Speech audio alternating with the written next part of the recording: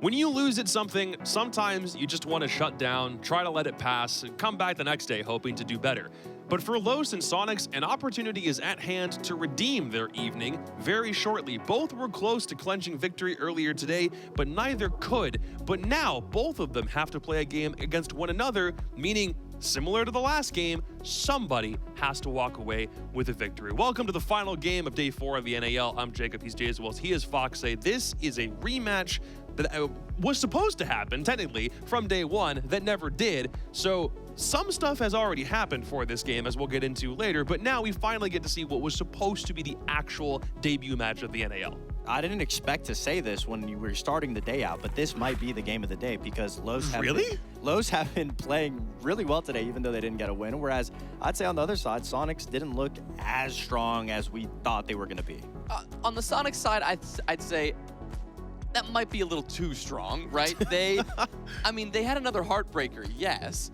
They were so close, though, to pulling out the win. Like SSG and M80, it was like the identical game. This time, they didn't get to overtime, so they didn't get that point. But it was little things, just like that minutia of Siege that got them. It was little things, but I think I'm just expecting way more out of them from their first game day. And they haven't really met that match of just walking down the hallway, steamrolling Dark Zero, and now we see Dark Zero play a little more, and I think I know why Soniqs played that much better. But we haven't seen them at that level yet. I feel like it's been they're crossing paths right now, Soniqs and Los. Well, we have an extraneous circumstance for this matchup that we should explain. Before the servers went down, before we determined we weren't able to do Play Day 1 at its regularly scheduled time last Thursday, the ban phase for Los and Soniqs was already completed, which means this doesn't happen very often, but we haven't opted to redo the ban phase in this case, which means Bank was the selected map from that series, and we are playing it here.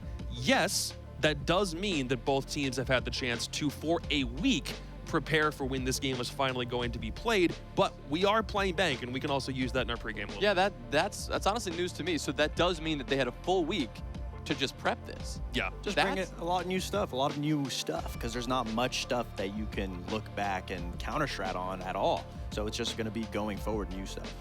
Yeah? Yeah, new stuff. New stuff. New stuff. Name of the game from Foxay, well, new stuff. It's funny because you'd think this would probably favor Los from a preparation standpoint. You'd think. Because, yes, it's a slightly different Soniqs roster, but it's not exactly like they know anything about Los. In theory, Los knows somewhat about what they're getting into. Well, Los lost to DZ again in that Bank game Clubhouse game, 6-8 against Dark Zero. Barn burner up until the very end, but it's difficult to determine how to feel about it. Like, taking DZ to overtime would have felt like an accomplishment for a new team, but DZ are still getting back in touch with themselves, and Los did let a lead slip earlier in the day. Well, I'd say we talked about this coming into the day, that this would be a big day for Los. Yeah. It was going to be a tough day for Los, but they proved that they could absolutely hang. They didn't waste time. They came in and showed that they can absolutely play. Attention is on them now. Especially Sexy Cake. Like, you highlighted Legacy before, but Sexy Cake had a real step up here compared to the game from the first week. It was a huge improvement since how we saw him play their first match, because he wasn't really a factor. He was the only player on the roster. He actually went 1-9 in their first matchup, but today, he was actually the main player on Los. Him and Legacy side by side, they were able to stop Dark Zero, especially on defense. They weren't getting scared. They were putting up that rock, that wall that Dark Zero had to go through, and they were fighting every step of it. And there was no way to get around him. They had to try to go through him, and that's inevitably what gave Los the strongest showing that they did today. And again, they came up a little short, but both Legacy and Sexy Cake were critical to making that performance happen. You don't go to overtime, even against a weaker DZ. You do not go to overtime against a team like that unless your stars are not performing like they were. Los definitely seems like a combination of both past and future, trying to make a new present happen in the NAL. I love that. Dude, that was the lowest bar, past, present, future thing I could have thrown. But it does seem like a lot of different eras of Brazilian play are all coming together, and for some reason, it just happens to be on a continent a little bit north of Brazil. For Soniqs, here's the thing, man. That game against Space Station is an absolute tilter to lose. It was so close down to the wire. 5-7 on Consulate. Space Station just activated the old Astralis clutch gene at the very end and pulled out a crazy BS win at the end. For Soniqs, what do you do with not very much time between that game and this one to recoup? You try not to let it affect you because they didn't play bad. Soniqs did not play bad by no means. SSG, the favors, the gods were just in their path. They had so many plays that they were able to play, but that doesn't take anything away from the way Soniqs played. Their entries were really good, their adaptations were really good, and their players were also just performing really well. So it doesn't take anything away from Soniqs. You just have to wipe it away and focus on this next one because you just got unlucky in the first game. Is it difficult to do that, though, when you know you have another game coming up and you lost the first one? Like, have you had to do that mental reset? Yeah, sometimes it's really hard to just get over that barrier and just be like, oh, okay, like we lost, but we have to focus up for the next one. Sometimes it's subconsciously you perform worse because you have that just sitting in your head all day. But the better players, the more experienced players can get past it. Both teams have the same thing, right? I mean, both teams, just a close loss coming into this matchup. I guess the mark of a good player as well is if you have a bad performance and find a way to bounce back. You don't let that first one dedicate how you play. Ambi was a little, he didn't have the performance we hyped up yesterday in their matchup when they lost. But then he stepped up again in this matchup on Consulate, even though they still lost again. It's nice to see Ambi have a little bit of progression that way. Yeah, good to see him getting back into that groove that we know he can be. Yesterday, tough across the board. 4-13, bottom-rated player. You see that EPS of 52. And yes, Soniqs still put up a good performance and went to overtime against M80. Yeah. Today, on the flip side, he had a great performance. It wasn't the best thing we've ever seen from him, but it was a top-rated performance on his team. This time deciding that he should contribute a little bit more to getting his team over the finish line. Of course, wasn't quite enough. We talked about the marks of a good player and not letting yesterday's game affect his performance at all. Obviously, always an archer on now. The screen, just so much energy just oozing out of him. I mean, he was very comfortable in today's match, and I don't think the comfortability is going to change either way. He's always treating every single game as a new thing. So to have a rookie player have that level of confidence and just sit back, relax, play your game, just focus on the frags, because a lot of the plays that he was making in today's match were kind of solo-based plays, multi-kills just on his own. So we know the map is Bank. We've known it for a little bit. Both teams have also known it for a little while. Gentlemen, predictions for Los Soniqs, the original debut match of the NAL, now that we've seen these guys play a couple games already this season. Fox, we'll start with you. That's a hard one. That's a hard one. I think I'm going to have to stay with Soniqs. All right. My gut's telling me to swap, but I'm going to stay with Soniqs. You said earlier that you should have gone with your gut. I know. I keep Does your gut switching. actually tell you Soniqs? Yes. Let's go with Soniqs. All right, follow the internal process. We'll That's what Fox is learning. What does Laxing think? Confirm with the DMs that he is sticking with Soniqs. He added, yes, Soniqs, LOL, to the end of the thing. So I think that conveys his message pretty clearly. That's messed up. Yeah, look, dude, Lax decided Beast Coast was the play for that game. He was really close to winning, by the way. It was really close. But now he sits at sub 50%. That's just kind of a tough We had one to two swallow. complete swaps of just energy in the green room. First, it was like, Fox is like, awesome. This guy is going to be way down the predictions. Yeah. What was he thinking? Beast Coast take it to overtime. This guy's like, oh dear, what's about to happen now? And then big sigh of relief when they finally win at the very end. Yeah, thanks for making it close, guys. Well, this is the last game. This is a rematch that, well, sorry, I keep saying rematch. That's not the right word. Supposed to be the debut. Finally happening now. Both teams have had the chance to recoup and figure out how to play each other on Bank. Sam, Carter, are you guys ready for the next max rounds game we're going to have tonight? Jacob, that's silly of you, because just as we know that the first map is Bank, we also know that this is actually going to be a low 7-0. They're going to go flawless on both their attacks and the defenses, and Soniqs will go home being like, we've dropped the whole roster. It's just got to start from square one, unfortunately. No, I'm just kidding. I mean, honestly, with how Los were playing earlier, Sam, this could be a close one. It definitely could, especially on Bank. I mean, we just saw how weird things can get on Bank in our last game. And I think it's a great battleground, especially for both of these teams having to play a doubleheader today. So I think this is a great moment in time for both of these teams to try and show off what they have, especially with Los having such a good showing earlier today.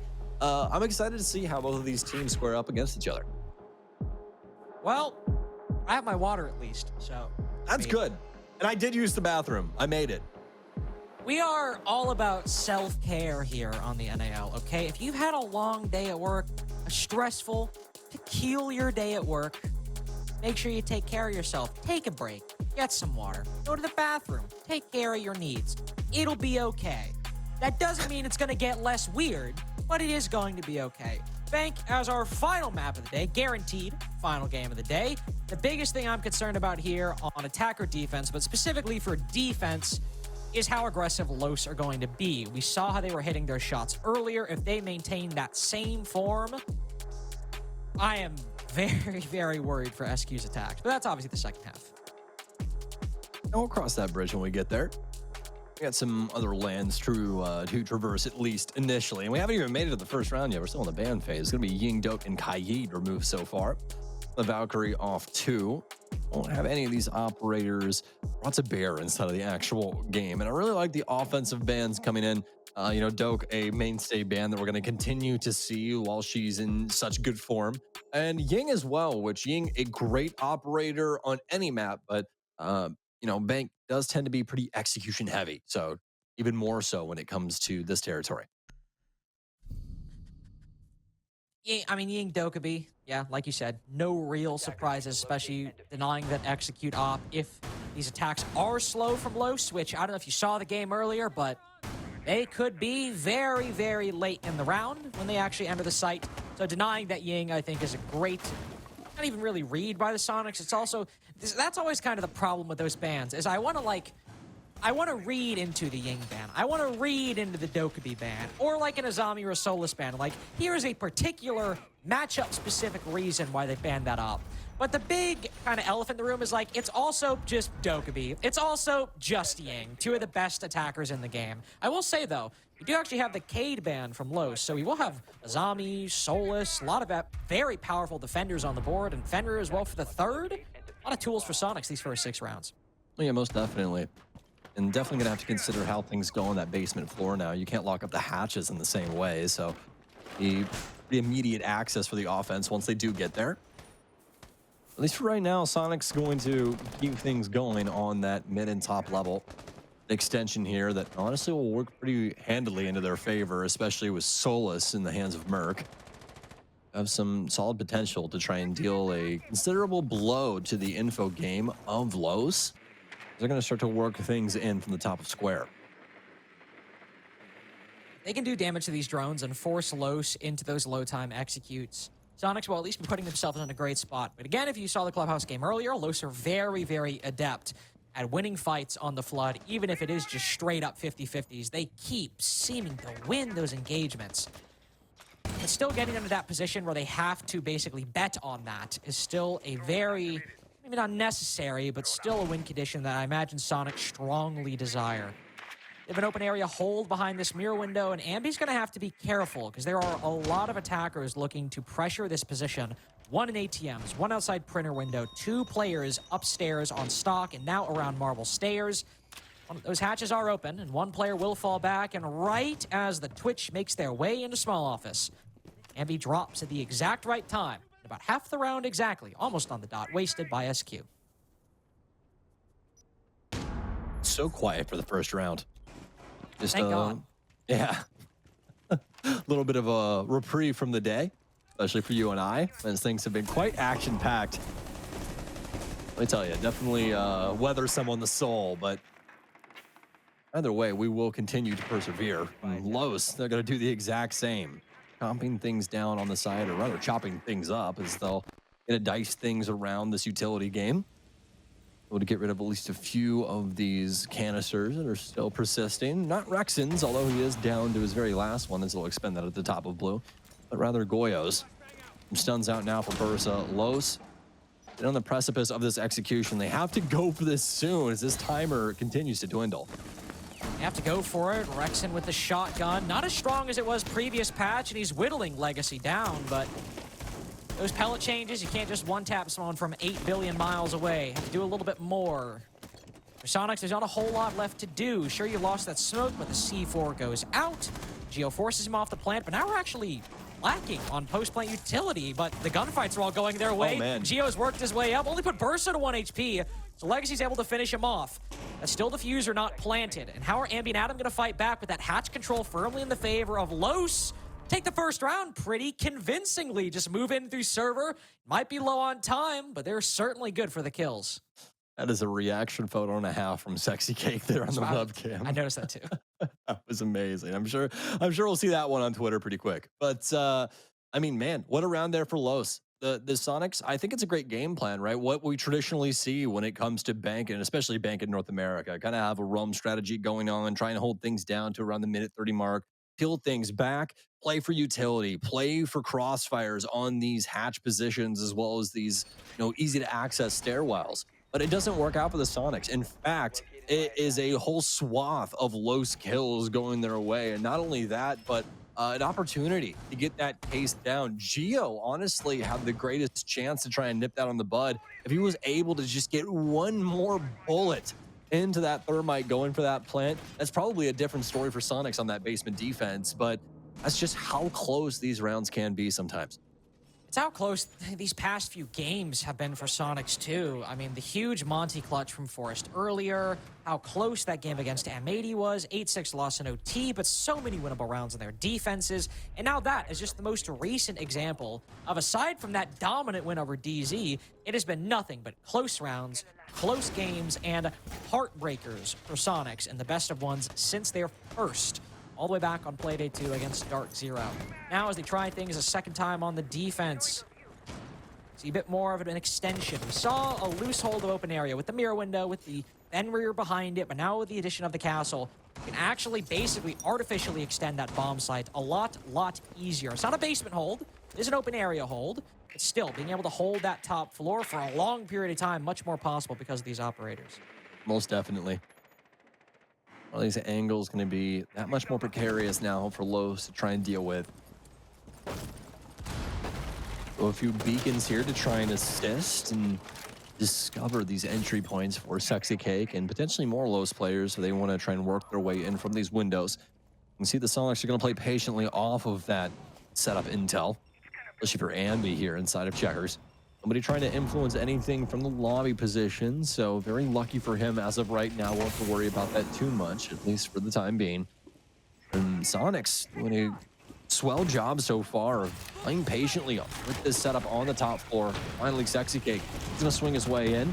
He's going to get discovered by Ambi. Nobody really worried about that banana position, as Ambi will be able to gun down one, and no follow-up from Los as of now. That's a nice rotation from Ambi. Love that call. And also, seemingly the castle barricades are not really a focus on that top floor. Instead, likely helping Adam play inside of Tellers and Archives, maybe also giving Rexon the ability to rotate back from Elevator. See Adam holding this angle, just shielding himself behind the telephone on that desk. Spots Legacy hitting the prone, is able to put him to beneath 50 HP. Now more players in this top floor looking to help Adam inside of main lobby, but he's his own help. Might just find a second as well. We hear the shot from the Flores inside of Archives. Adam now certainly spots him and certainly confirmed his presence. Surely he's good for one more. This 1v1 very easy for Adam to win. Various just availing himself to the MP5. Very sloppy round from Los. As to make matters worse than the 2v5, Sam, there's a whopping 0 drones left for Los's attack. Yeah, there's really nothing for them to do, and that's why you see Bursa lined up the way that he is. Probably just going to swing right off of this castle barricade. There's already a smoke here, too. What can you find this positive for Los at the moment? And all Sonics all the time so far in round 2. It's going to continue to be so. Rise will finally fire back, as it's going to be a trade here. And oh my, what a moment there for him. Be able to discover at least one more, but more than likely not going to get that much farther up the line. The case at his feet is he'll try and work his way in towards the kitchen. Sonics doing a great job of not giving him a single opportunity. Instead, it'll be the castle up top to take things out. Ambi with a nice little fist bump there of the camera for not only his teammates, but also the Sonics fans at home. Yeah, overall, a strong Sonics defense. I mean, the setup is pretty simple. You got one player in Tellers, a couple players on that top floor, a couple players anchoring the site, or really just one player, but 2 players on the middle floor directly outside the site, 2 players spread a bit further out on that top floor, just layers that the attack has to pierce. And before they've even made any progress, Los are down to 3 drones a minute 20 seconds into the round. So, of course, the kind of play Ambi makes, where he wraps around and enters a blind spot in the attack, of course there's a good chance he gets the kill there. Not guaranteed, of course. We've seen plenty of times today that hasn't happened. But it's the exact kind of play that is enabled and made more likely in a situation where your drones are not only not used to gain anything, whether it be a pick or really information you can act on and push the defense back, but is basically just lost without gaining any value to the defense. Ambi can make that play, go for that opening pick, and then the players down below are just walking into Tellers and Archives, giving 1v1s to Adam, and we have overall a pretty uncoordinated attack following up what was a very solid execute from Los in round 1. And so far, what a comeback story for Ambi today. Things were not looking great for him to at least start the week, but now things looking a heck of a lot better, especially after his showing earlier on. So far, so good for him here. 3-1. He will be piloting the mirror this round. Put down another one of those black mirrors faced out towards these northern windows that we see occupied so often from the offensive perspective. We saw how dedicated wildcard we were to it earlier as well, with 3 different players outside on this rappel. Similar story here. Earlier utility usage. Some of those swarms from the Grim launcher set out very early on to burn those magnets. It's the benefit of having 5 is even if they detonate and don't find any intel, there's so many to burn the magnets that Adam can throw on these CEO windows. Still, the main threat here is, of course, the black mirrors that you have to worry about. They can deny anybody hitting the rappel in. But something I also love that we'll just see Geo run on Bank in the most random of moments is this clash. Sometimes the Church Arsenal just sitting behind the server rack, and in this case, on CEO, just to constantly maybe pester the people on rappel. But there's a reason he's pulled back deep into the recesses of the bomb site. If anybody vaults in, not only does he want to give that intel, but also make their move from the window behind the desk as slow as humanly possible.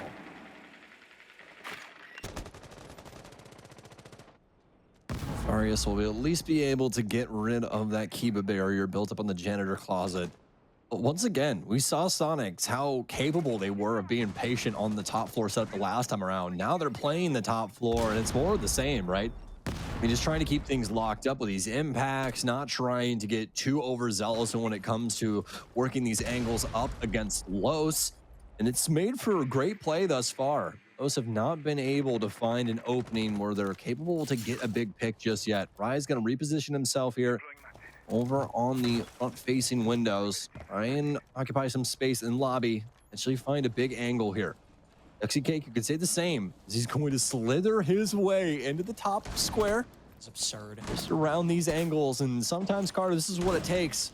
Solid snake moment. He's been That stun definitely blinded. not going to be the best thing for them, is it? It's Adam. He get this on the swing. He can't, at least for the moment. Sexy Cake, despite being triple blinded against the opening pick. It's the sacrifice you have to make, just as they have allowed Bursa to fall to the C4, and Case now dropped behind the desk in sight. Los will have to recover this, but Ambi with such a huge game. It's actually not even necessarily his find. Sexy Cake finishes off Farius, just as Ambi finishes off Sexy Cake. And a round that Los, from flooding in, miraculously seemed to get lucky and win more fights. Well, he might find the clash. Indeed, Geo put to only 1 HP. Ambi on the quad kill. No ace for him, as he'll win it on time. Bit of a messy round, but one that Soniqs will take and really not even thank Los for losing it.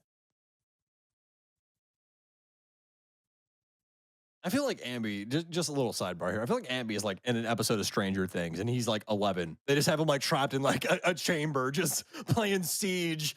It's That's so why insane that's what why he his was gone. background is. That's why he was gone in the Oregon game. He was charging up.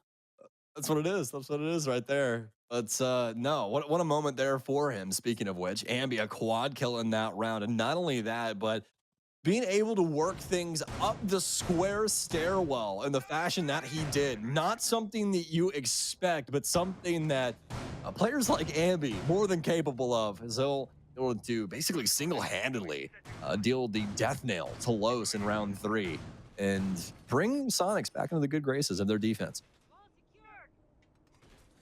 And if they can solve Church Arsenal, they'll basically have at least a win on every single bomb site they've played so far in their rotation. Here, it was very low on time for Los, as things frequently are, but with the smoke falling on server stairs and Los, in that case, having at least an advantage going into the execute, and I think finding Merc for the 5v3, you lost a lot of utility by dedicating Rex into this hold. I'm not saying it's necessarily a bad idea, but we just saw in the Wildcard Beast Coast game what the lack of a smoke and burning time for the defense can do, especially if not a whole lot is achieved on this roam.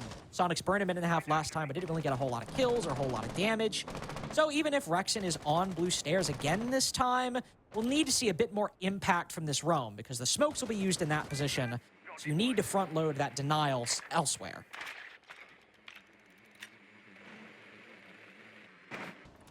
Well, drones initially for Los. Arias will be in tow. I think the Jackal pick here for Los is trying to make sure that they can clear out this top floor effectively. And if anybody tried to play anything out earlier on that top floor, they'll at least give over the information of their location to the Jackal. I found that Fenrir inside of open area as well. So Los so far so good on this clear. A solid understanding of the scenario. And Farius will be able to at least take down one. It's going to be a down onto Merc. No confirmation just yet, but Rise can most definitely assist with this. Yeah, most definitely can. We can see Adam moving up for the support. Merc is finished off, though, so pushing upstairs. No longer really an advisable option. Ambi also now in a difficult position. So he's been spotted on the defense. And with Marble Stairs control, not in the attack's control, but all you really have is hoping that Adam can have an impact and stop the flood in. Ambi's basically trapped. He's got to fight his way out. Hope Los give him 1v1s. The Sharks are circling. Ambi will rotate deeper into Cafeteria.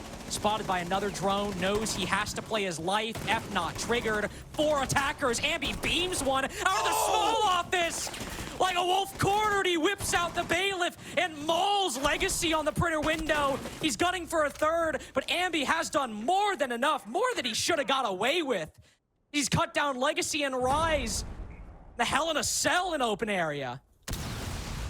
You can see the recognition practically in his play of, oh wait, I get to play out my entire life here. He gets so excited, it seems. Just starts taking gunfights left and right and winning them. Amazing stuff, especially over in Printer with the Bailiff. A harebrained scheme, but it works out beautifully for him, and the Soniqs is now Los with 30 seconds remaining. They have to try and make some magic happen. Jackal, he's gonna drop his way down the elevator hatch. You could say the same for Bursa. He is in tow. A beautiful shot from Rexon with that SMG-11, but he's not expecting Bursa to be there. They don't know that this is the main play. This is the whole kit and caboodle right now for Los. Flashes pour in towards Garage. We still have a player over inside of Gold. Bursa, he's trying to find a home for this case, and he is going to have to stick this, ladies and gents. Geo works his way around, and he can't find it. No, wait, he does. Geo gets it done. I didn't think that he had it in him. Hold up. But that dog exists. The Soniqs get around on what I think is like the last bullet out of that vector. I'm hitting the NFL action replay right here. Cause Sam, hold on. You need to give me like 5 seconds. Hold on. Oh my God. There's no way what I think just happened. Oh my God, Bursa got off the diffuser. No, he didn't. He got off the diffuser. He did not down him. The kill you saw was Sexy Cake killing Geo. Bursa willingly got off the diffuser. Look, check it out. 3, 2, look at him stand up. No. Look at him stand his KD saving butt up. No. That's... No. Why? It's the last game of the damn day, man. This is your guys' second game of the day, and I know you warmed up before that. Why? What is happening? You guys can't just come to NA and then just troll up against the Soniqs. What is happening? He stood up. That is... What is he saving? The 5.56. I don't... Stick it. I don't know, man. I don't know. That's some other stuff. He's actually saved his KD for the L. That's just otherworld. And the craziest thing is, he didn't even save his KD, Carter. He's a split second away, and Sexy Cake killed the damn guy. He already killed. Geo was dead. Sexy Cake, He's dead. Sexy Cake, the GOAT. Okay, on that coverage. Okay, I actually want to point this out real quick. Coming down Marble Stairs, it's basically a 1v2 with the diffuser going on the floor, and my boy has killed Geo before he can even get burst at a half HP, and the other guy's rotating from the same way. That is actually a very winnable situation for Sexy Cake, but now it doesn't really matter. Ambi's got the opening pick in round 5. Barry is down. There goes all of your vertical destruction, as there are no breach charges or soft destruction in general. Only hard breaching, really. So hatches, they can get that. Everything else, no more since the buck is gone. Mr. Cake will find another one up top. There's a lot more inside of this nest, though. This cove that Soniqs has built for them on this top floor. Some residuals still here on the mid-level. Legacy will be able to find Merc and at least equalize things, but they know that there's still some pressure to be dealt with. Ambi and, oh, Legacy! Some shots go wide. Adam with one. He knows the follow-up's there, too! Oh, my God. What is happening right now? Bursa eats an entire impact, and that is it for the round. The Soniqs take it, and not only that round, but oh my, this is too much. I need a gurney. I can't breathe. What is going on? What are we doing? Oh, actually, hold up. There's something we have to address. We could see Gio's face. Oh, you're right.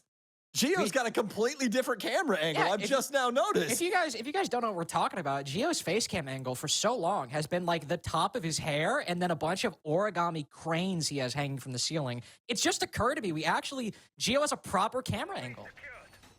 It does. And also, just to put it out there, the cranes are sick as hell, by the way. They are, but like dope. It's kind of, listen, okay, this is, if you talked about me having a Parker moment with like the SSG player names, this is about to be another one.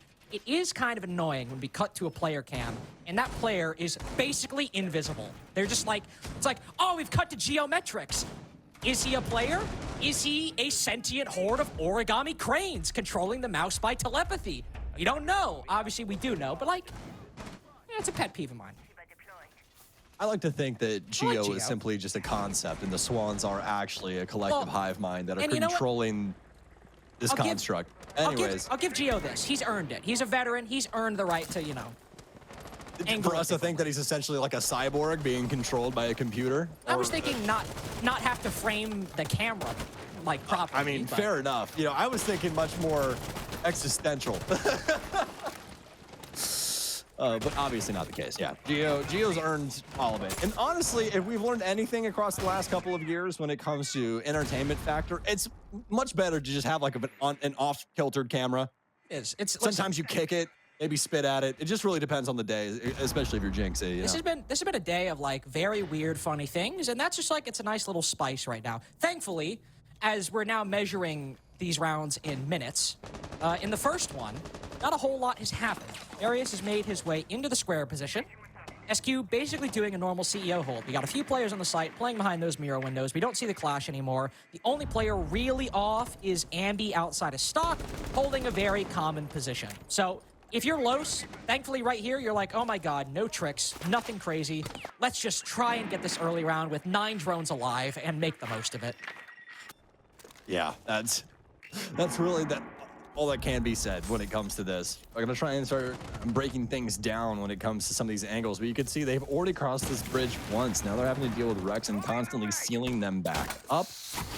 I also just want to put it out there, Rise could have just shot these things too, but he might have been fed up with that. Still have that Selma to try and utilize at the end of the day, and he's actually gonna be out of them at this point, but have that additional one that he wanted to add to the problem on that far end. Soniqs, though, are going to end up losing Ambi, who's been on an absolute heater here on Bank. Only 5 rounds, now 6 rounds played out. Ambi's 13-3, folks. Well, he's dead this round, Sweaty, so I don't know the impact he could really be having. I mean, that's why I said through 6 rounds, to be fair. That's fair, that's fair. No, Ambi's having a great game. Merc having a good late round. He's able to bring back the man advantage, or at least bring it to even. Cutting down Legacy, 1 player prone behind the janitor stack. He's now been found out, so this will be a bit of a difficult position to make work. Gio's fine with that. He's okay as long as not only is the defense able to get his trade, but so long as he's able to keep this angle on the main breach alive. It forces Los's hand, it forces them to push in. We really got to stop team flashing on this janitor push, but he's still prone, so the pre-fire is very easy once Rise's vision comes back. Merc finds a second, but it's still Los with the advantage. They've made their way into the site, and Rise with a very clean cutoff. Adam's looking for this pre-fire, and Rise finally finds him. It comes a little late. There's not much Rexon can do. There's a castle in his way, blocking the default plant spot. He's got to take the 1v1 through this rotate, which to be fair is given to him. Ursa is a bit isolated right now, but Rexon can't even find that. So Los bookend that half with wins on the attack, and everything in between comes up blue. Well, I'd say after everything's said and done, a pretty straightforward scoreline given Bank, right? But you can really say anything but once we actually get down to the nitty gritty. Some crazy moments across the board there for both squads, respectively. And, you know, the big flyer right now on the Soniqs, you know, when you bring in all of the rounds, not just the last one, has definitely got to be Ambi. But as you said, we've had some other hot moments for the Soniqs thus far on that half. You can think of things like what we saw Adam able to produce at some moments, able to find some big kills, as well as Gio, but nobody really showing up in the same way as Ambi on that half when it comes to the kill department. But when you're soaking up so many frags, makes things pretty difficult for the rest of the roster to exactly find some of their own. So we'll see if that's going to be the same when it comes to their offensive side. Ambi's going to don the mantle of soft destruction, as it's going to be the skeleton key wielding Buck for him to start things off. Yeah, a lot of Ambi's kills were, I mean, really were just soaking things up, as you said, because sometimes you have like, oh, he's clutched a lot of 2v4s, or, oh, he got some impactless frags, but a lot of those rounds were up, Ambi double to make it a 3v3, up, Ambi quadruple to literally end the round, Ambi with a triple on the flank. It was a lot of huge multi-kills that were actively helping Soniqs in the round, of course, but also opportunities that SK defenders just didn't really need to do anything because Ambi was doing all the work for them proactively. Here, he's had some nice plays in the Buck today, but I imagine it'll be a bit more quiet of a performance because SQ, as I said earlier, need to worry about this Los aggression. If they let any gap slip, let any hole open up, Los will fill it, and fill it with a player who is extremely mechanically talented and could very well disrupt the entire attacking strategy.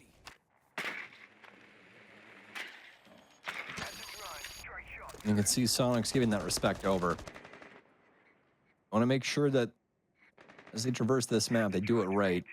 Make sure that they don't overextend themselves, give any isolated picks away to Los. There's definitely a lot of opportunity for that, given the strategy that Los has implemented. But a few bodies on this mid floor that could play spoils to the clear from the Soniqs. So far, it's really just been implemented to try and slow things up on time, but Rise finally going to show face, and he's immediately gunned down from Merc. Catching fire. We're here inside of the teller's office. He'll be able to discover at least one more player over inside of open area. Yeah, good find from Merc, just doing what he does best. Oftentimes, we'd find him in previous rosters, SSG, Wildcard, hitting solo lurks on Bank, and able to consistently find an opening pick. To find one on Soniqs, and now they still have this roam on the middle floor that they have to worry about, of course, but there's a lot of setup for this as well to make it work. You have the vertical destruction from up above. All that matters is actually pushing these players down now, so I was gonna say maybe we need to see somebody put in a window or somebody hop in, but if Merc is just gonna single-handedly dismantle the roam setup from Tellers, I'm not really gonna complain either. Los maybe gunning for at least a little bit of pressure, trying to catch Adam pushing on in, but the Grim anticipates it. He's able to fend off Sexy Cake for just the moment, but he actually tries to press the issue. At least it's the Fenrir that does, slowly falls back, but that's what catches Adam off guard. Just need to be careful not to overplay their hand, though, but it seems Merc is more than willing to try and take all the ground he's given. Gunning for a fourth, he's put Sexy Cake for 1 HP. Aries on this retake, extremely lethal. Soniqs need to be careful. He's got control of this hatch. He's found another, but Merc guns him down. We've had 3 aces today if he gets this next kill. I think Sam, and with 1 HP and now spotted by the Inox, he walks out. And 3, it's at least 2 on top of the hat ace earlier. Merc getting SQ their final round. It just seems whoever's getting the kill on Soniqs is doing all the work necessary. Day 4 of the NAL, baby. I was here in chat. 3 aces, all in one play day. Something that, I mean, there's some moments in time, Carter, where we've been waiting for the first ace to happen going into like day 6, day 7. We have so many of these things already so early on inside of the stage. It's so crazy. I was going to call a tactical timeout, and I would too. I mean, Soniqs able to deal a huge blow there to start off on their offensive assaults. And, I mean, Merc especially, obviously, with that ace there in round 7. Ambi on what, on 13 kills. Now Merc boosting his stats up by 5. Really good individual performance from a lot of these SQ players today. And unfortunately for Los, I mean, I like the idea. I like aggressively holding that middle floor. I mean, even with the guy server stairs is a bit of a heavy investment, yeah, but the name of the game on Bank is to try to deny map control for as long as you can to make sure that once you go for that execute, of course, there's not a lot of time for SQ to work with, but you force them to spend a lot of time to get to those hatches, to get those angles available while still having utility on the site to deny. I like it from Los. But when you have somebody walking around who just ends up gunning 5 people, it makes them look a little silly. Not that it actually was, but it was a very good showing for Merc, and unfortunately, in a best of 1, it's rounds like that where you got to move on. You have to go to CEO now. You have to try and make something else work. It won't be as heavy of a roam, I imagine. We've got the mirror windows, the Kiva barriers, so it'll be more like what we saw from Soniqs. Bunker down in CEO, have somebody play outside the stock position, try and deny time there, and contest the angle square. Will Los still try to go for a mid to late round flank to swing things in their favor? Probably. But the setup right now is certainly favoring something a bit more close to the chest. Most definitely. I like the strategy from Los, but you can see that the Soniqs have already thought about this as well. We've had a lot of window play on this top floor, and they'll have their answer. We saw earlier today a pretty unique one working its way in, the Cali getting picked up. And honestly, I really liked that, you know, from that earlier bank game that we saw, Carter, especially with its ability to try and clear up some of the Akiba barriers, as you only need 3 of those sniper bullets to be able to take out one of those barriers. So a pretty nice exchange rate, if you ask me. We'll obviously have that here for the Soniqs, but we'll have their own iteration. We got the Ash rounds in here to try and assist with these mirrors, break those up, make it where Los aren't going to have immediate information like they once would, with those mirrors still being up and ready to be played. It's always the issue with that Kanto impact trick is you can always get the top summa, but the impact radius is still a bit too low, unfortunately. Okay. Yeah, just challenging the main lobby repel. Respect to Legacy for that one, able to find the opening pick on Merc.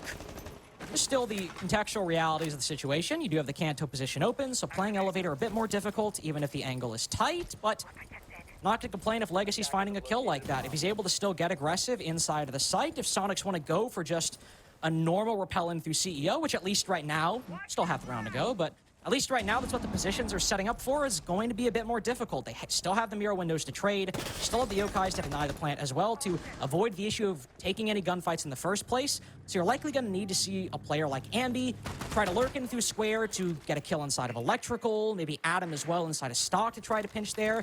Just something to add onto the CEO push gains a whole lot of renewed importance because of that 5v4. So very true. Soniqs also not going to be able to gamble things in the same way. I'm going to get some solid info, and poor Sexy Cake has no idea as he's on that Yokai drone, trying to get these things adjusted for this potential execute that Soniqs could be rolling over pretty soon. The drone's still inside of the elevator longer. Obviously has been discovered, and we'll most definitely know that after destroying said drone. 38 seconds remaining now, though. Soniqs gonna send everything into the site, including themselves more than likely soon, and that's exactly going to be the case. A great find there from Ambi, with them likely going to be able to try and bear down on this Checkers location, but Legacy with a triple kill, mimicking what we saw in the previous round from Merc. He's gotten 3, looking for 2 more. They know Sexy Cake has been locked down inside of the elevator, but somehow, some way, Legacy, oh my! A quad for him, and Sexy Cake with the gunfight working his way out of the elevator position. Los find their round on the top floor. And what a moment there for them. I mean, it's unfortunately what happens when sometimes you're betting a lot of that on the CEO repel, which, to be fair, it's not like Soniqs only had that. They did have a player lurking in through square. They did have a player coming up marble stairs. But with Ambi and Rexon a little ahead of the play, it's not all happening at the same time. It's obviously a very chaotic execute. It gives Legacy that opening. It's still a very improbable gap to find. He still not only has to get the kill on Ambi, but then somehow has to react in time or be given enough timing to get the kill on Rexon. So SQ positionally had the right setup. All right, 4v2. We'll repel into this site, and we've got the players to backstab from the opposite angle. We should be able to sandwich the players and pinch the remaining ones and move on to match point. But with the rappel going a bit ahead of those players on the backside, it gives Legacy an opening. Improbable as it may be, he's able to find it. Almost get our 4th ace of the day with that quad kill. Still give Los a very solid 2v4. 5 seconds to go. Man, oh man. Attackers are moving to defuse the bomb. Round that Soniqs probably going to want back, especially just from the opener there. Merc gets taken down, not really able to transition too well once they are able to at least get that initial volley of kills going their way, but definitely wanted to see them try and transition and make the most of that scenario. But they'll have some opportunity ahead of them. Los, long trek if they do want to try and work their way back into this game. 2 rounds on top of the one that they've already garnered would be necessary in order just to tie things up. Want to go for overtime at a bare minimum. Even a longer trek. Now, Ambi. What an angle here for Sexy Cake. Sidebar for a second. My God. That's a nice angle. That's quite the thing there that could end up giving them a kill if somebody swings off these windows incorrectly. But either way, Soniqs start getting these bodies in on this top level. if I'm SQ and I see Legacy back in this position 2 rounds in a row, I am shaking a little bit. He's got an ACOG now to work with. But it's still not exactly a very solid roam on the top floor. Yeah, they have some utility, maybe no mirror windows, but they've got some head holes. They have positions set up. They are trying to hold on to this top floor, but it's not as strong as it was in, say, CEO. So Ambi can move in through top square a little bit easier. Oh, but a C4 finds him. Various, either with a call or just with the quick reaction, actually cuts down the lurk on the backside. Such a huge pick because everyone else, the Legion and obviously the Malusi, focused on different positions, can't really deal with Ambi. And by just avoiding a gunfight entirely, 1:15 seconds left, and Soniqs still haven't really entered the top floor. Geo sure is in stock, and we still see Rexon on the rappel, Merc downstairs in main lobby, but there is no solid control for Soniqs whatsoever. They're still betting on winning isolated 1v1s just to bring the man count back. Merc's been discovered. Oh. Nice shots on to Legacy. Legacy not really aware initially that that player was around the space, even with that Banshee going off, but still had an opportunity. This doesn't really work out for him. Merc instead with the victory there at the top of Red Stairs. Now Soniqs, well within their right to start breaking down this top floor, but with very minimal time, this is still going to be quite the execute at the end of the day. Los are going to be able to try and stick to their guns, try and play some niche areas around the bomb site, things like deep inside of Archive that could potentially be the downfall of the Soniqs. Still these little positions that go unaccounted for, that is sometimes just happens even with the best of teams when they're going for an execute with very low time, relatively small intel, but can end up being the undoing for even the best. Darius finds a couple though. It's not Sexy Cake on that rat position. Geo's found one. He's made his way into small office, but there we go. Sexy Cake strikes. Rexon does not have the time to get this diffuser down. Easy pickings for Rise. He too will fall off the diffuser. Though ironically, that situation much more lost than the Los one ended up being earlier. This game very much not lost, just 1 round away from tying it or Los. Just to think that if he does end up sticking that plant earlier, it could be tied as of right now, or we, just could have a very much different situation that is ahead of us. But Soniqs still have a chance here to try and keep this lead, and not only that, but find a penultimate point too on top of it. Los, though, with a nice little game-changing play going on in that previous round, as they're able to keep Soniqs boxed out for the most part on that top floor, forcing some adjustments from them, forcing them to try and find a soft point around that top floor setup. And it ends up being Merc up, coming up the red stairs and able to get that big pick inside of Checkers. But doesn't really land Soniqs all that much. It comes very late. That pick on Ambi has already happened for Los, and instead, Los are more than capable of positioning themselves, into the best chance for victory, where they're able to find a lot of the entries onto Soniqs, giving them a heck of a lot of problems, especially for some of those outliers, things like the kitchen position, things like, Archives coming back to fight the Soniqs. Locate a bomb and defuse it.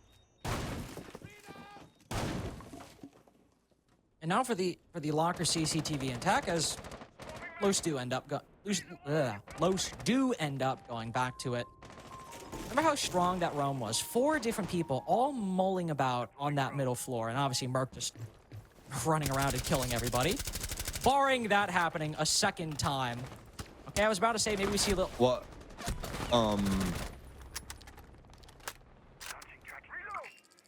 Okay, that's the Solus. Here's what I assume happened. I mean, I assume he saw a guy on the drone underneath the CEO windows and thought he could go 1-for-1, but obviously it doesn't work out. Unlucky, but still losing the Solus so early on what was likely going to be a 1-for-1 anyway, assuming that guy's just not alone outside CEO. Very, very questionable decision by Rise in the early round. No way. Wow, Merc has just walked in and killed Bursa on blue stairs. This is a hell of a round so far. That's a smoke gun. There's still open area presence. Los are trying to get another player here up Marble because they know that somebody's going to try and occupy this elevator space. You don't want to peel this back, Carter. This feels so risky right now. They get the drones in and still standing tall inside of open area. The cross still being held to here from Legacy. The TCSG as well for Legacy. Anyways, we'll cross that later if it matters. Now I believe that guy's using that, not the Vector, but whatever. Los are going to finally peel this back. For Soniqs, show quite a bit of utility, especially in the drone game on that mid-level. Finally be given over. Ambi going to be the first one to enter the space. And it might take a little bit. They've only got a minute left, but again, they still have that 4v3, and they have so much of this execute utility, specifically the Bs, also the flashbangs for Geo. It might be a small bit of secondary utility, but dropping down any of these hatches...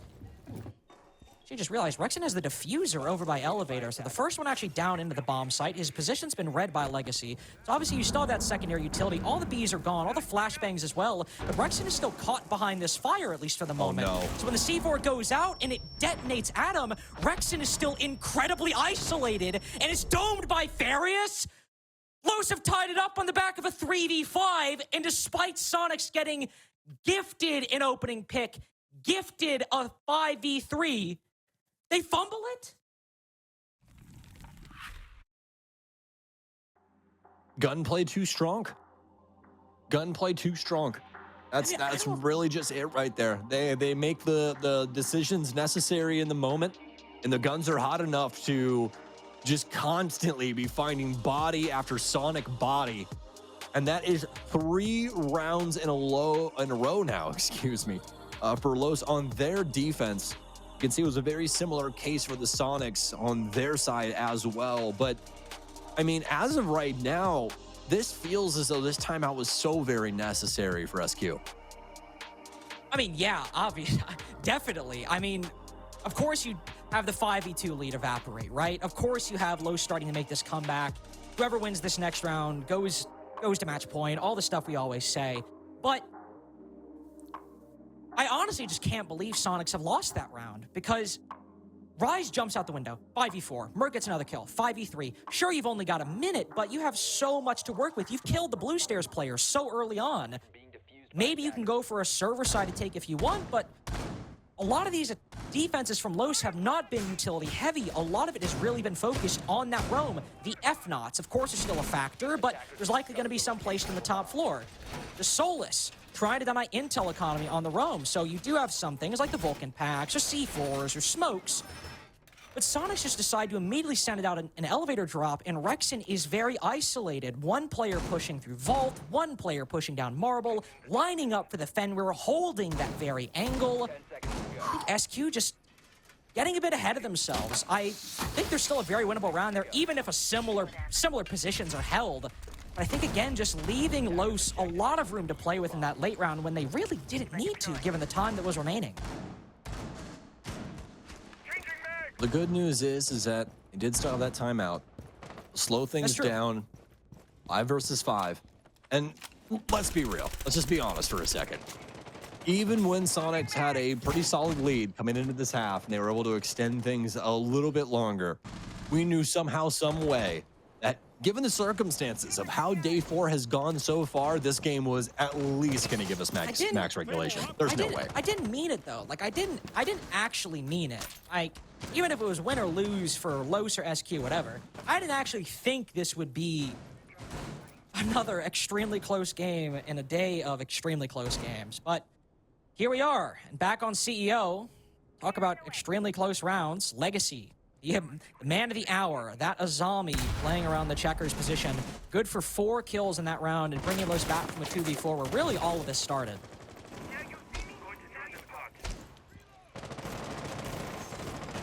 And the top 4 are going to mean the most, especially for this checkers position for Los. Oh my God, Adam. He's so good. Like a thief in the night. It's Trod.ol right there. Insane stuff. He'll take out Legacy. What a moment now for the Soniqs. Able to start pulling things back into their favor after this timeout. Cooler heads will prevail. Aria's taking some damage now too. Soniqs, mostly Ambi. He'll be able to take down Farias. Nade downrange too. Won't be able to find that deployable shield like he wanted, but really the point. Wants to get back on that drone, try and work things further ahead for the Soniqs. See what this next step's going to be. Bursa not able to do anything to Ambi either. And they'll definitely know that there's somebody downstairs now. That was my big concern for Soniqs moving into this point. We've seen that the aggression from Los can be so powerful. But with the C4 gone, they can't deny the plant from below, and Bursa's flank is completely telegraphed with a Black Mirror in pocket, by the way. So Rexon is able to get this diffuser down completely successfully. Bursa walks his way all the way up Marble, all the way up Vending. Easy pickings for Adam, and a flawless round for the Soniqs after the timeout to make their way to match point. This is just something else. The Soniqs looking like a completely different version of themselves after that timeout.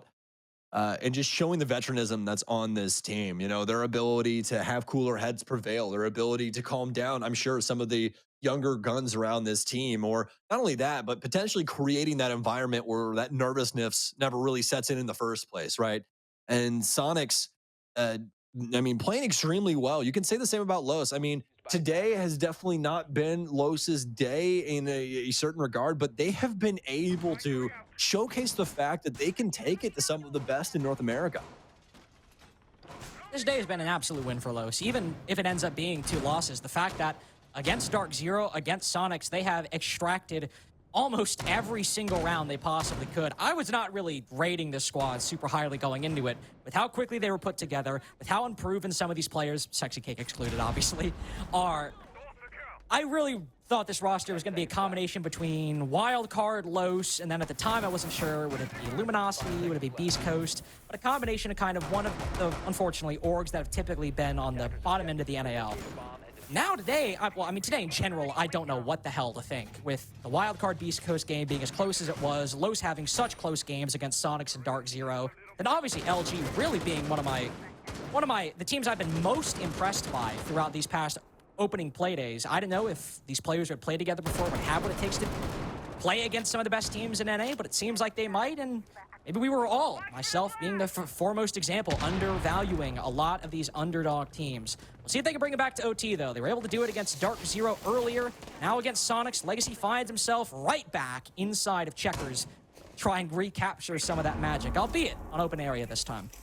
Well, gotta be thankful for one thing, especially with that in mind, right? Things are very competitive here in NA across the board. None of these games have really been sleepers. Everybody's starting to find their stride and starting to make solid progress on what they think that their ideal version of their team looks like. Some obviously more down the line than others, as we do have quite a few new teams here. The shield slide there from Geo, a distracting factor as Merc's gonna be able to get one, make it 2. He's in his element. Wow. It's an R4C with a 1X. Can he find the 3rd? Of course he can. Why wouldn't he? He's Merc, for God's sakes. 3 kills for him. Los, now worse for wear, and that's practically an understatement given the circumstances. Sexy Cake, he's gonna try and run away with his tail between his legs as Geo is staring him in the eyes from behind that Monty shield. All right, I suppose Merc has decided. Soniqs are not losing this. After a rough couple of games since that game against DZ. Merc, Ambi have taken the game in their hands. Might just end it here. 2v4. What do Bursa and Sexy Cake have? We know that Sexy Cake likes to get aggressive in these late round man disadvantages. He likes to try and find ways he can sneak behind the attack or go unchecked in a corner to bring the man count back at a minimum, maybe even make the round winning play. Bursa doesn't really have that luxury. I mean, to be fair, neither of them really do. But they are both looking at the stock catch right now, and with the Monty positioned above it, we know that's where it's coming from. Selma's opening up, might very well drop that Monty right down in the middle of the bomb site sooner rather than later. As we get to 30 seconds left, Sexy Cake, this is what I was anticipating. He goes for the wraparound, but Bursa falters on the site. While he might have distracted for a little bit, Sexy Cake is only good for one, and it telegraphs his position. My man has no way out. And Ambi will just add one small kill on the top of the mountain he's achieved in SQ's 7-5 victory over Los. Max regulation. We cannot get away from these crazy games today, Carter, but fortunately for us, things have finally died down a bit. We have reached the last game and the end of the last game in between these two teams. This is going to end in a Soniqs victory. Los definitely was some pretty solid gameplay across the board today, not only in this game up against the Soniqs, but also in their matchup against Dark Zero on Clubhouse. So, you know, for all intents and purposes, a really good day of Rainbow Six. Yeah, an incredibly entertaining one, to say the least. And also for Soniqs, it will put them all the way up in 3rd place behind OXG and Space Station, respectively. So, while, of course, we have some of the top teams still up there, that means LG still kind of really tangling with the big dogs amongst M80, Soniqs, SSG, OXG, big names at the top of the leaderboards. But we have our top 5, and we also have our final desk to break down not only SQ's victory over Los, but how crazy as hell this day has been right after this. I don't know what's funnier, the fact that most of the games we had on the day went to either 12, 14, or 15 rounds, the fact that it took Soniqs until the very end of the day to finally get a couple points, or the fact that Los, the Brazilian team that came into the NAL, is still yet to find a win, or the fact that I'm finding it funny because it's late in the evening and I'm going a little bit insane, just like Sam and Carter were on the day, capturing every game. They were perfectly normal. I don't know what you're talking about. I mean, what? I think he used it's jover.com somewhere on a cast earlier. That happened. I heard that. If Carter still had hair, I'm sure he would have shaved it off himself. It is still jarring to see him with that haircut, 100%. Soniqs come out with a dub. They defeat Los 7-5. It's Los' third consecutive loss so far, 2nd consecutive loss just today. There were moments where a comeback definitely looked like it was about to happen, and Soniqs slammed the door right at the very end. I think first things first, we got to commend Los for how they played. They obviously and arguably are the North American team that had the biggest change, right? Not only just changing regions, but coming into a full new team with all new players that haven't really played with each other at all. And so to overcome that and play 3 of the arguably hardest teams in North America so far, I think they did pretty well. They kept their own, especially seeing players like Sexy Cake step up, Legacy the rookie step up. We didn't see Sexy Cake too much in their first game against OXG, so it's nice to see him step up today and be that leader that they brought him on to be. And Los, we're definitely seen as like the biggest underdog, I think it's fair to say. One of the biggest, for sure. Right, one of the biggest across the entire pool of teams we got here. And I think that their performances today, although not victories, are enough to get them out of that underdog conversation, move them to the middle of the pack. They're no longer this team on the bottom that we need to be worried about or say, oh, when are they going to get their first win? It feels like just a matter of time before they get their first win. Of course, when you look statistically, they're keeping up with all these teams. It's not like there's a certain area that they're lacking. No specific player is slouching. All of them are firing on all cylinders. With a little more time, I think they'll be good as new. I would honestly put them as middle of the pack right now. With all of the North American teams that we've seen, I would put them at the middle of the pack. You were even mentioning that they were arguably better than maybe a Wild Card or a Beast Coast. So you're saying even though they haven't won a game quite yet, skill is still enough for Los at this stage to put them up there higher in the standings if they actually had a win under their belt. Higher is maybe not quite yet, well, no, but like certainly higher than what the standings suggest. Right, after today, if we were to make like a power rankings, I think they would fall pretty dead in the center. I've seen a lot out of Los so far that makes me feel confident in their future matches. Well, that's fair. We'll have to wait for more of those future matches until next week because they weren't able to get a dub in any of the ones they played this week. Flip side, Ambi had a monster of a day. We highlighted how he had one off game yesterday and both games today. It felt like he took that personally. He was the strongest on the first half of this map, and I don't think it's a surprise that that's also, as a result, where Soniqs were collectively the strongest. Through 3 rounds, Ambi had 9 kills. He ended up with, I think, 13 coming out of the first half alone, racked up a few more towards the back half. The important thing is that today seems to be his day, or at least it was, right? We said he had a rough performance yesterday. Today, he clearly shook that off. He came out swinging, and he never looked back. And when Soniqs was ramping up a little bit of a lead, I think they had a 5-2 lead at one point, that confidence that Ambi was getting just by winning his 1v1s was kind of leaking onto the rest of his team. And that's where everybody started going for these ones. They started playing very loose, very aggressive, maybe letting the round count just get to their head a little bit. And that's where we saw Los mount that comeback. Thankfully, they were able to shut it down, make sure they get the full amount of points, and just keep it close. And for any game where maybe Ambi doesn't show up, I mean, to be fair, it's only been one game so far with this new lineup where that hasn't happened. Adam also comes back into the limelight. Merc also had, even if it wasn't the biggest game he's ever had, still great at 12-9, second on the team. Everyone on Soniqs is there. They're in the lobby. They're present. They understand what's happening, and they're working with the new pieces about as well as I think we could expect any new team to in their first week. Without question, Merc, you see him there. 12-9 today. Adam dropped 18 yesterday. All of these guys are in the conversation for the most major contributors that there are on this team. And we see Gio all the time. It's kind of a running joke that, like, Gio's going to pick up the clash. He's going to pick up that more creative strategy. But when he does, it's brutal. But when he does, it's brutal. It's great. I mean, obviously, he's got a leader. He's got all that experience about playing with these guys. And yeah, it's a team that has a lot of strengths. We saw a couple of weaknesses today in this game against Los. That's why it ended up being closer than I think they would have liked. But they came out ahead, and they got those full 3 points. And I love the flexibility out of Soniqs too. Every player playing different roles. We saw Rexon on the Ace. We saw Gio on the Flores. Yep. You're seeing operators go to players that you wouldn't normally see on just a team that just has lock set roles. So that goes to show the pool of operators and comfortability that Soniqs has. Or if we're going to keep on complimenting Soniqs, we might as well do it directly to their faces. We got Merc on the line to discuss how this game against Los went, but just in general, if I can, my first question for you, dude, talk to me about how you went from one game earlier in the day that didn't go your way. What did you and the team do to reset between that loss coming into this bank game? What did you guys do in that downtime? I mean, we just kind of took a little breather. I mean, we kind of realized that we threw the heck out of that game and that was ours to lose. So we just reset our mentals, kind of chilled, ate some food, watched the VOD, like watched Los play, and then just warmed up and stayed warm for the next match since we had a little break. Mark, a big question I'm kind of asking everyone here is, where do you feel like your team is at developmentally? Obviously, a lot of teams making changes. We're only a couple days in. Where do you feel like you and the Soniqs are positioned overall? How do you feel like you guys are vibing with each other? I feel like we're vibing really good. I love these guys. They're fun to play with. I feel like we're losing to ourselves on a lot of these matches, like the 2 that we lost so far.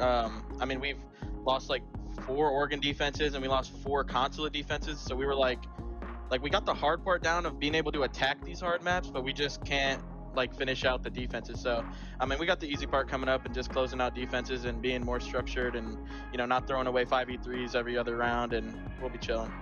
Merc, let's look at everything in a bigger picture here. From you as evolving of a player, from TSM to Wildcard to now on Soniqs, you're coming in this roster, and what are you necessarily looking to bring? Have you been bringing a lot more leadership? Are you just there because you just have to go back to your roots and focus on fragging? How do you fit in this current ecosystem? I bring experience and just like overall, just like fragging power, I guess, from my perspective of it. And then like being able to help Ambi, who's like a new up and coming player, like teach him the ways that I was taught for entry, and just like kind of help Adam as well on the side. And then, you know, me and Gio being previous teammates, there's a lot of chemistry there built in already. So yeah. Great. Was there anything else you want to say before we let you go, dude? No, just, you know, thank you for supporting Soniqs, and we're still we're gonna be crazy soon, but we gotta just figure out our defenses. I don't know, man. I think if you're able to beat the Brazilians, I think you're already crazy. Congratulations again on the dub. We'll see you next week. Take care, bro. Thank you. Have a good one, guys. Everything is up in the air in the NAL, and honestly, I kind of really wouldn't have it any other way. If it's chaos down here all the time, I'm all for it because it means days are long, days are unpredictable. It means we have some really cool matchups that we just can't, well, we have no idea what's in store. I love this league. I mean, so what much, a dude. day. What a day. Every single game, and correct me if I'm wrong, every single game won at least 12 rounds?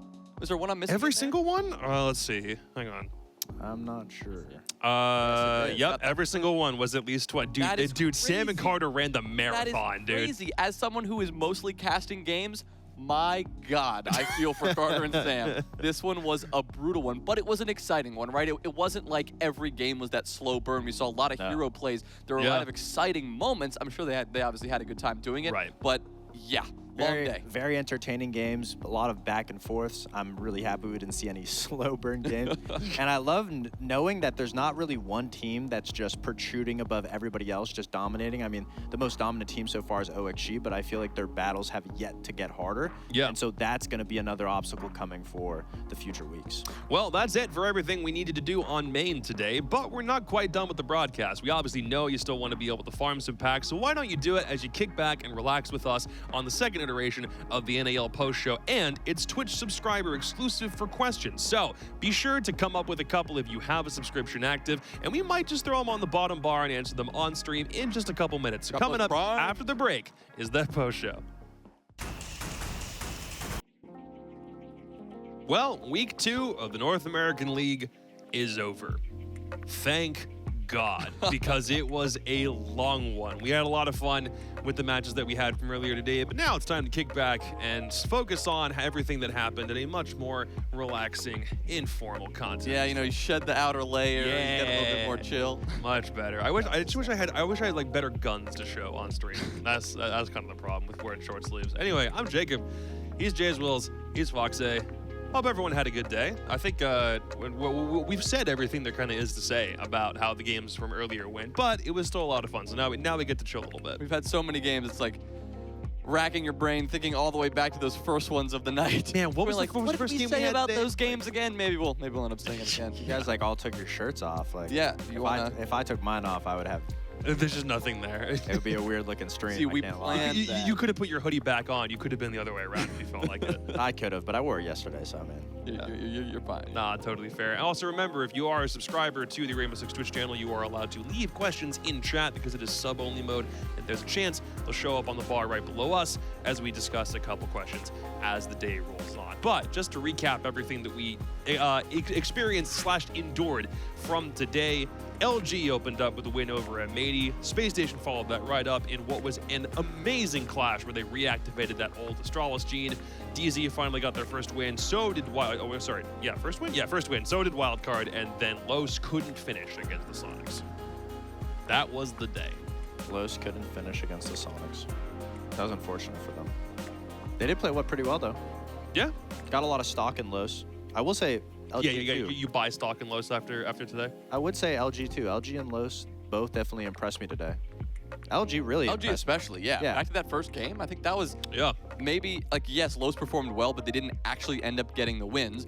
Wildcard, I think you and Jesse both had Wildcard to win, so that wasn't the major surprise. Everyone had M80.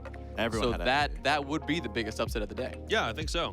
And it also goes to show the power of what one ace can do for a team and Very helping true. everyone Power level of up. friendship. That also. Yeah. Power of friendship. Yeah, can't forget that. Also, kudos to the guys on LG, by the way, for a couple guys stepping right off a work shift immediately into the lobby. It's not the first time it's ever happened. I mean, that's been a thing going back years, just in gaming. Sometimes you're working a job, you come straight in, you do this, and you do really, really well. So here's standings on the day, just to see where everybody compares. Soniqs 4th or 5th right now. 3rd with Luminosity right below them. Okay, that's honestly, if that was the playoffs and they ended right there, that's a pretty damn good bracket. Yeah, this is going to be the playoffs. It is pretty good. And then OXG didn't even play today, and they're still at the Still top. out there. Yeah. Is it fair to say, though, that, like, we know where our top 6 are going to be, or do you think Wildcard, Los, Beast Coast, one of them might sneak in? Well, that's the thing. I think I'm trying to remember a time where somebody who started 0-3 ever came back to, I mean, playoffs have only been a thing since last year. So in the context of the old, only best of one round robin qualified for majors like the 2022 season, I don't think there was ever a time somebody started 0-3 and then went all the way to a major just based on the round robin. But the playoff bracket gives teams more of a chance to do that. So. But obviously, OXG and Space Station as it stands would have that bye in the playoff bracket. Yes. And so they'd have that extra chance to keep an eye on their opponents. But I don't know. I mean, Dark Zero have looked shaky, but I think it's only going to get better from here for them. We could keep saying that, and eventually maybe it'll come true. Maybe. You know, Los, we said to buy some Los stock. And I think games against Wildcard and Beast Coast are going to help their standing. Buy low, and then it'll soar high, right? But they've played Dark Zero. They've played Soniqs now. And they played OXG. And they played OXG. So 3 of the top 6 teams currently.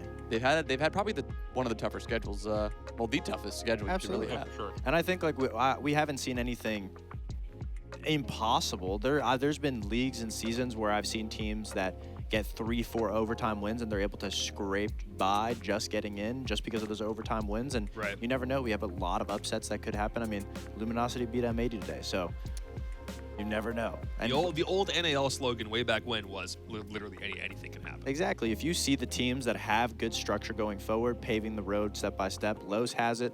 Wildcard's almost there. Yeah.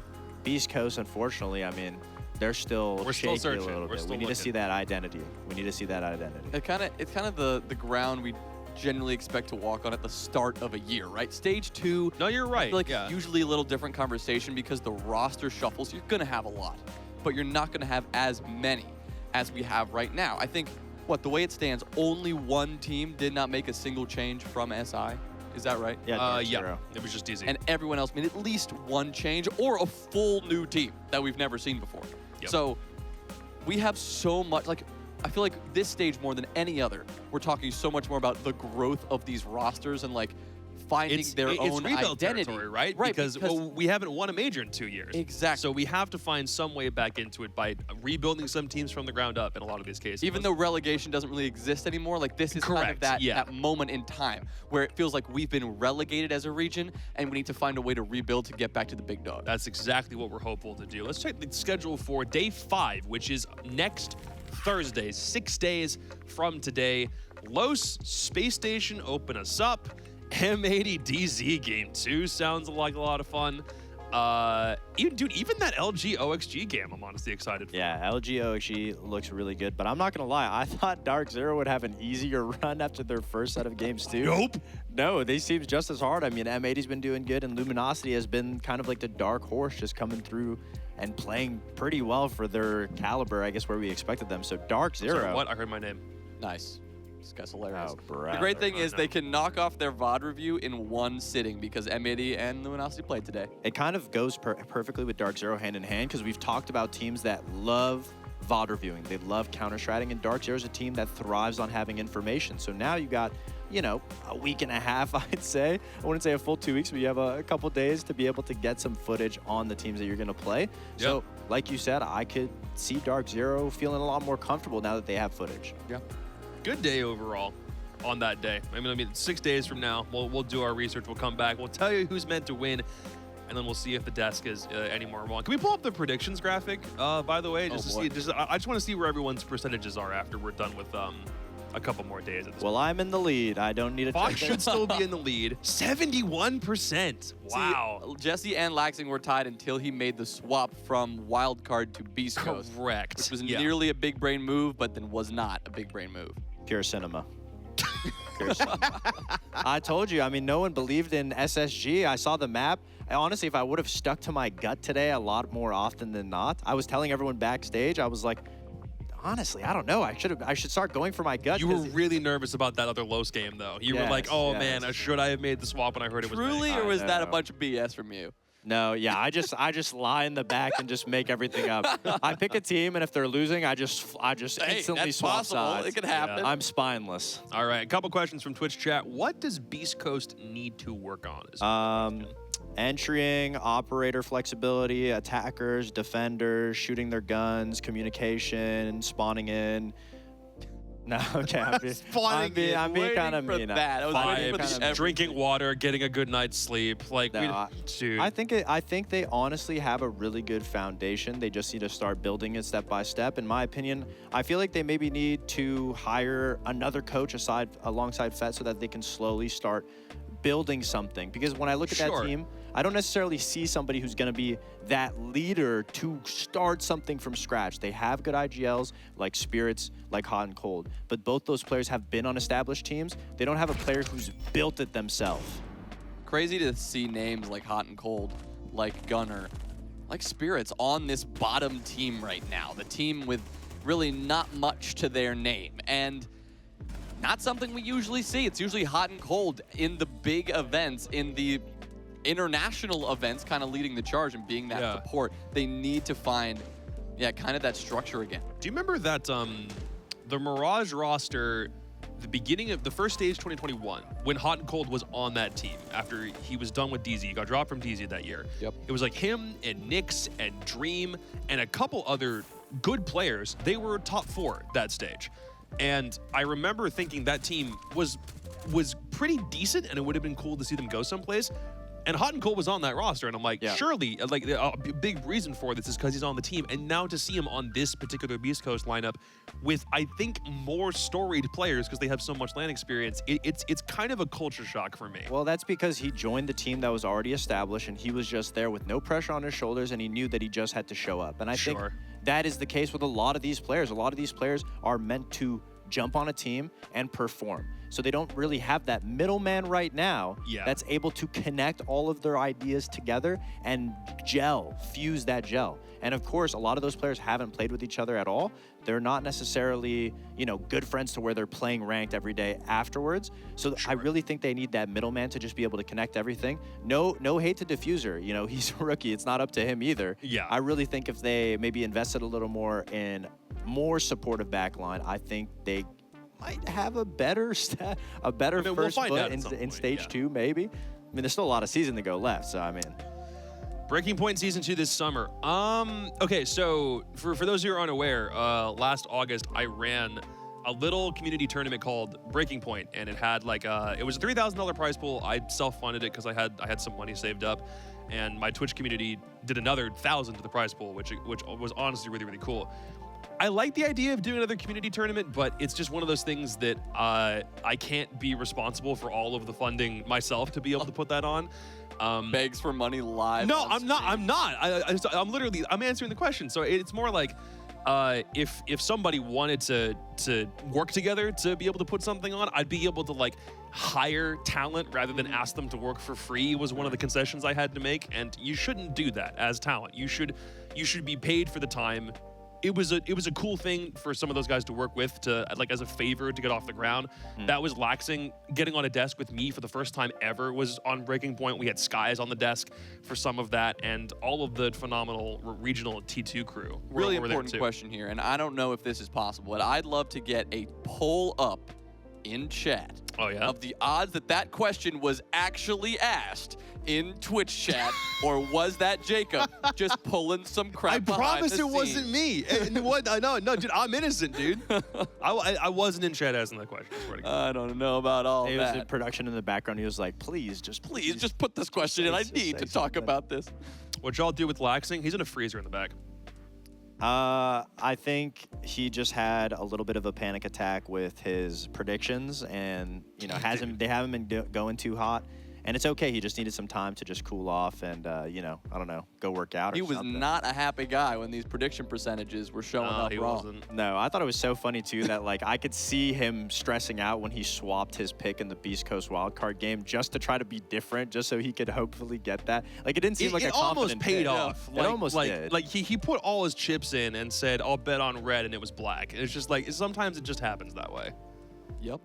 Or all red and he would bet on blue, I guess. Yeah. Or on blue, yeah. I mean, find the reference that makes the most sense. Pancake of waffles. I think you mean pancake or waffles. Dude, but a I see what you pancake mean. made of waffles would be dope. That'd be so much starch, but I'd be here for it. Pancake. Oh, really? Yeah. Or waffles. Waffles without a doubt. I feel like French toast I can get, but waffles, it's like the same You can't do anything. You can put stuff on top You're of the waffle. saying that, but you're a big pancake? Come on, the pancake. What do you mean?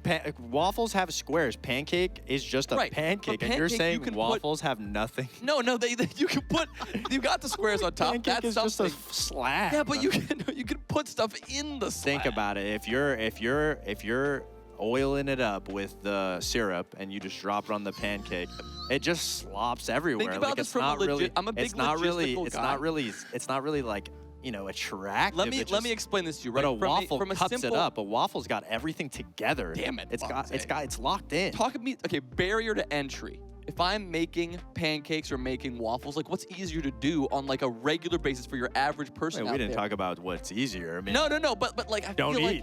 like That's easier. We got them beat. it's. I don't have you to contribute anything. I to will this accept W waffles in this chat. loss, but no one's got a waffle iron in their kit. You can, but it's like who's got a waffle iron? You'd That be moment when the be single most surprised. passionate analyst desk segment that we've had this It's whole about stage is pancakes? about pancakes and waffles. You'd be That's on me. surprised. That's on me. My man. sister has a pancake waffle maker, which is a Hello Kitty pancake. sounds little, tight. And it makes hearts, little hearts. Aw, And they're clutch, let me that's tell you. Easy to make. Clutch pancakes, baby. They're easy to make. Any upcoming players we should watch out for? So this is, I guess, this is specifically in reference to guys who like haven't made pro league or haven't, I mean, maybe who are like under 18 and haven't come to that point quite yet. Is there anybody who like rings a bell? Poison. No. Damn. Sorry. I had to take the Aw. shot. I had to do it, Poison. I'm sorry. I'm diving into the database here because I just want to remind myself of these Element guys because there have been so many big teams that have come in and out of Element, and like some of them are even in international competition right now, especially yeah. a lot of those LATAM teams.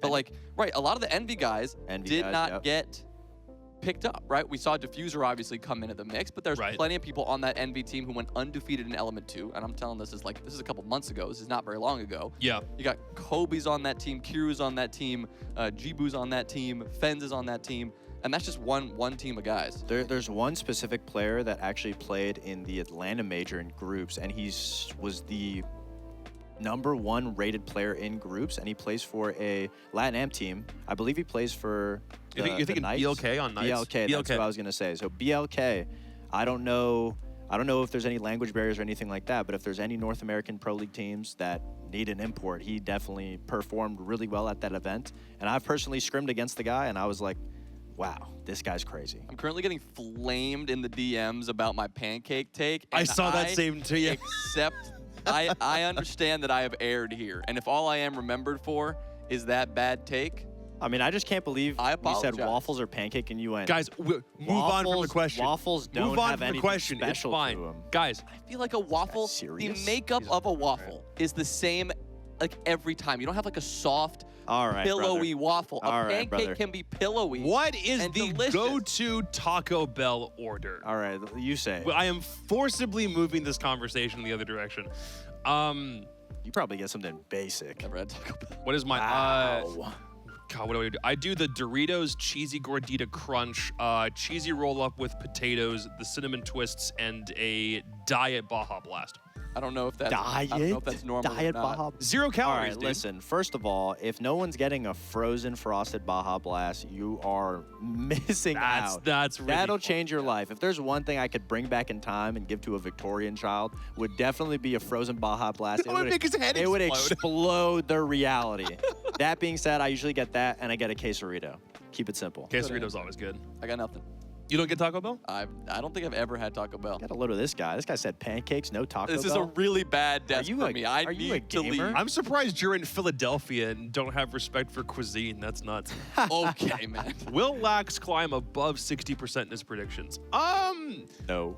So it's super freaking early at this stage. So probably, Oh no. but if he's in a hole now, it may be a while before anyone who starts like sub 50% can then get above 50%. Unless he like nails his predictions over the next day or two. He can't just stress out and predict anything just to get some points back, and he also has to hope that I get stuff wrong. Oh, I True. guess I've only said over 60. He might get He's over not that 60. far off. He's not beating me though. It's only going to get easy. In theory, it's only going to get easier from here because there's a little bit less. There's going to be less surprises. Yeah. Will there? I mean, here's the thing. If you both predicted everything exactly the same, whether you were right or wrong, for the rest of the stage, if you... What's the question? Yeah, what? Yeah, are we serious Wait, right now? why? I was going to take it off. what kind but of- Dude, this what made kind it of past the stream- filter? What Are you kind kidding? of stream are we on right now? What platform are we on? What are we shooting here, guys? I thought I was talking about Rainbow Six when I got the offer. Not anymore. I didn't know. Not anymore. I didn't You're know now what a was going model in a on. photo shoot, my dude. I'd hope so. I got new tattoos, you know. if you guys- Another question where it's like, did you plant that one? Or was that Why are you actually looking at Ash? me? Hey, you're up to no Did good. you plant that one? I mean, listen, I appreciate it. I've been working out a lot. I got new tattoos. I'm literally in my season 2 of my life, you know? Sounds good. I'm but in my arc. please go back to talking about pancakes and waffles, dude. Seriously. Nah, I'm good, man. All right, I'm gonna get flamed. That's all the questions that we have for this iteration of the post show. Before we end up getting out of here, Jonah, it was an honor and a pleasure having you back on an NAL desk. Thank you a lot for jumping all the way over just an hour from New York to come back over here. Thank you so much, dude. It was a Yes, lot of fun. thank you for the invite. It's definitely a little out of my element. Casting is what I'm doing most of the time. I've done a little hosting, not a single time on the desk. Hopefully it You got to do a went little play. okay. You got to do a little playing now. Play the game? Yeah. Yikes. Yeah, I know. If it's anything like your pancakes. God damn. Dude, you're just never going to escape that one. Fox, are we going to see you next week, or what's the deal? I won't be here next week. It'll be hopefully Jesse and Lax, but I will be back on the last week. Hell week. Before playoffs? Jesse? Does that mean, is Jesse out of visa hell? Did it happen? I mean, Spoilers, at this rate, okay. at this rate, I don't want to say anything. That's why I say maybe. I don't know. All good. Yep. So for these guys, for us, we're all wrapped up. That is it for week 2 of the North American League season for 2024. Thank you very much to everybody for tuning in this time around. We will be back same time, same place next Thursday at 5 p.m. Eastern. Make sure you tune in because the action on the NAL just keeps on getting hotter. Have a good night, everybody. Go get some pancakes, dude. Yeah.